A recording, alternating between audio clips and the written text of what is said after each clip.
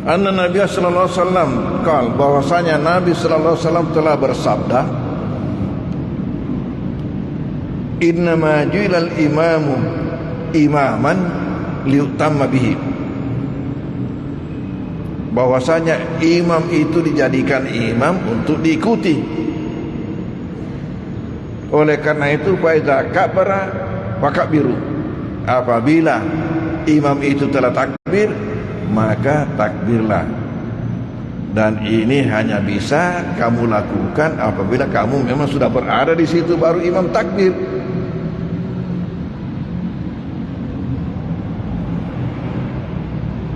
Dan ingat bahwasanya tidak boleh takbir sambil jalan. Ada kadang-kadang orang yang mengejar, belum sampai di saf dia sudah takbir. Jadi takbirnya itu persis selesai ketika berada di saf. Jadi dia sudah, sebelum sampai dia sudah Allahu takbir jalan-jalan. Itu tidak sah itu. Di dalam syaratnya takbir ihram tidak sah dilakukan dalam keadaan berjalan, harus sudah di tempat. Dan syarat utama, tidak boleh kita memulai kecuali nanti setelah selesai imam. Ini tidak boleh kita memulai takbir ihram itu kecuali nanti setelah selesai imam takbirnya. Jangan saya berangkat Allah atau masjid ini pun di Allah, jangan.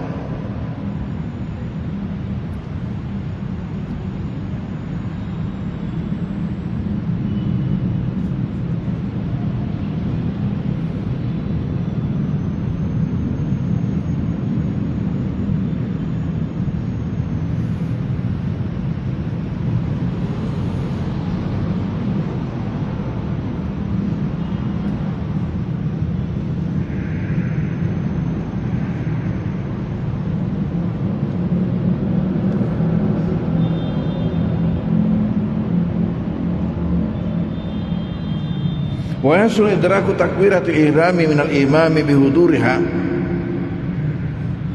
dan terjadilah itu seseorang mendapatkan takbir ihram bersama imam ketika memang sudah hadir di situ baru imam takbir ihram. Kemudian wastigal makmumi akibah ba'da salati yaqidu salatahu, dan di mana makmum sibuk sesudahnya itu untuk melaksanakan salatnya. Fa in akhar, apabila dia terlambat, lam yudrika, dia tidak dapatkan takbir ihram imam.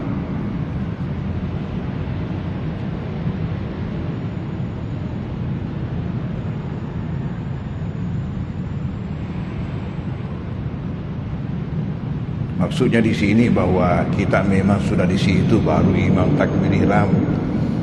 Jadi mengikuti dari awalnya sampai selesai imam itu takbir ihram, kemudian baru kita di belakangnya juga takbir ihram.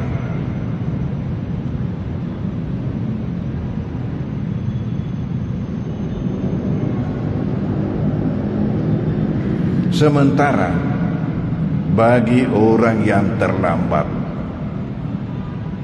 tetap dinilai mengikuti salat berjamaah selama imam belum bertaslim. Si pengadek panak beresal lagi mange kiri kemu pina rapi berjamaah,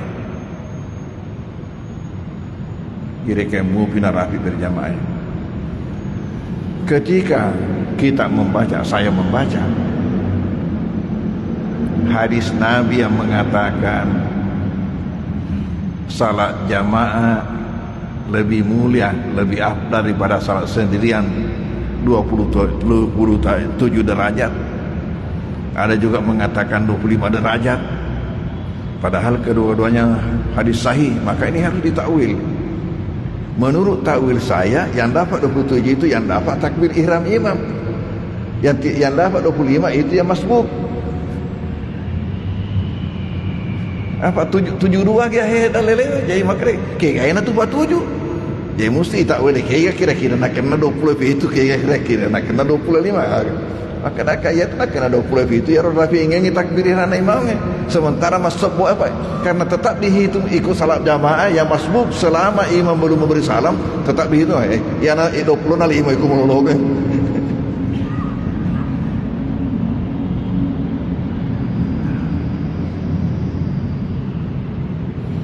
Sementara Jumat nanti dinilai mendapatkan jamaahnya salat Jumat kalau ia mendapatkan 1 rakaat.